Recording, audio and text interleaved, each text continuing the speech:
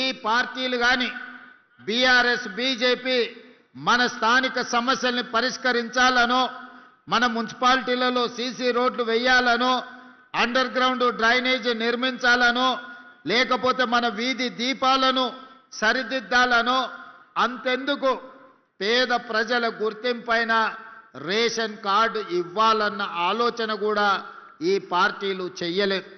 ఇవాళ ward member అయినా సర్పంచ్ అయినా మున్సిపల్ ఎన్నికలైనా భారతీయ జనతా పార్టీ నాయకులు మా మోడీ గారిని చూసి ఓటేయండి అని అడుగుతున్నారు. నేను ఒక్క మాట అడగదలుచుకున్న బీజేపీ నాయకులను, పెళ్లి పెద్దను చూసి పిల్లనిస్తే పిల్లగానోడు పనికిరానోడైతే సంసారం చేసేది ఎవరు అని నేను అడుగుతున్నా. పెళ్లి పెద్ద మంచి చెడ్డ చెప్పడానికే ఉంటాడు కానీ సంసారం చేయాల్సింది, కుటుంబాన్ని నడపాల్సింది పెళ్లి పిల్లగాడే తప్ప పెళ్లి పెద్ద కాదు.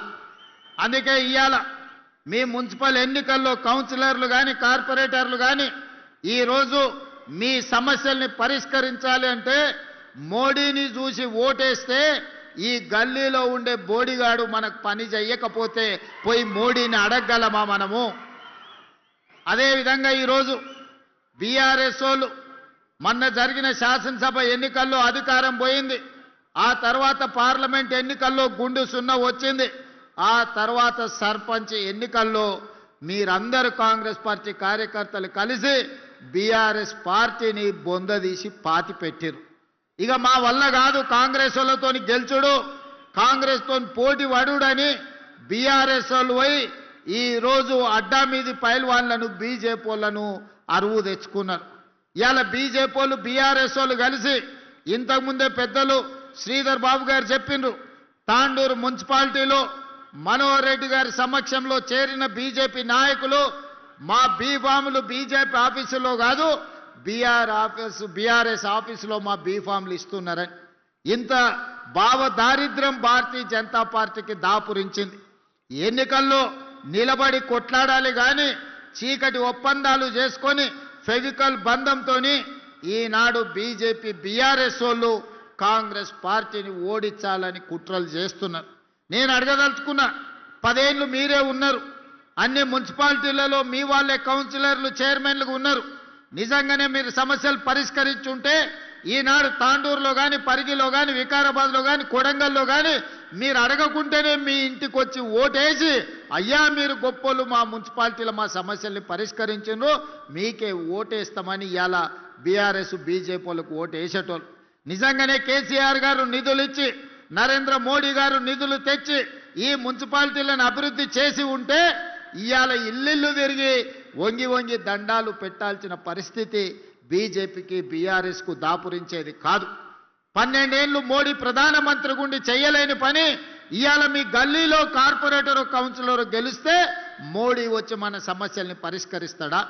10 ఏళ్ళు ముఖ్యమంత్రిగా ఉన్న చంద్రశేఖరరావు, 10 ఏళ్ళు మున్సిపల్ మంత్రిగా ఉన్న కేటీఆర్ గారు మన మున్సిపాలిటీల వైపు ఎప్పుడైనా కన్నెత్తి చూసిండా? మన గల్లీలో ఉన్న మోరీ గురించి ఆలోచన చేసిండా? మన గల్లీలో కరెంటు లైటు వెలిగిందా లేదా అని ఎన్నడన్నా చూసిండా? ఏ రోజు రాలే. కానీ ఇవాళ చావు బతుకుల మధ్యలో ఆ పార్టీకి ప్రజలు తద్దినం పెడుతుంటే ఇవాళ రేపు వచ్చి తాండూరులో ఓట్లు అడగడానికి వస్తుండంట. ఇన్నేళ్ల తర్వాత మేము గుర్తొచ్చినమా అని నేను అడుగుతున్నా. ఇన్నేళ్ళు ఈ వికారాబాద్ ప్రాంతం, ఈ తాండూరు కొడంగల్ ప్రాంతం ఏ రోజన్నా మీకు గుర్తొచ్చిందా? మా ఓట్లే కావాల్సి వచ్చినాయి కానీ మా సమస్యల్ని మీరు ఎప్పుడన్నా పట్టించుకున్నారా అని చెప్పి నేను బీఆర్ఎస్ వాళ్ళని అడుగుతున్నా. ఇంతకుముందు పెద్దలు ప్రసాద్ గారు ఒక మాట చెప్పిండ్రు. ఆనాడు డాక్టర్ వైఎస్ రాజశేఖర రెడ్డి గారు అధికారంలో ఉన్నప్పుడు ఆదిలాబాదులో మొదలైన ప్రాణహిత చెవెళ్లకు ఆదిలాబాదు నుంచి మొదలుపెట్టి తుమ్మిడిఏటి దగ్గర ప్రాజెక్టు నిర్మించి 14 లక్షల ఎకరాలకు నీళ్లు ఇవ్వాలి, 38,000 కోట్లతోనే ఆనాడు ప్రాణహిత చేవెళ్ల ప్రాజెక్టును ప్రారంభించారు.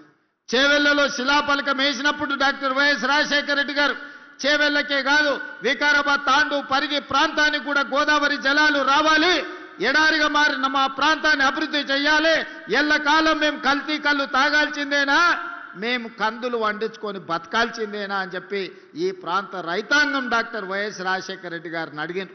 2009 ఎన్నికల సందర్భంగా కొడంగల్ ఎన్నికల ప్రచారంలో భాగంగా రాజశేఖర రెడ్డి గారు గోదావరి జలాలను కొడంగల్ వరకు తీసుకొస్తా అని ఆనాడు మాట ఇచ్చిండ్రు. ఆ తర్వాత వందల కోట్ల రూపాయల పనులు జరిగినాయి. చేవెళ్ల చుట్టుముట్టూత ప్రాంతంలో గోదావరి జలాలు తీసుకురావడానికి ప్రాజెక్టు పనుల మీద వందల కోట్ల రూపాయలు ఖర్చు పెట్టిండ్రు.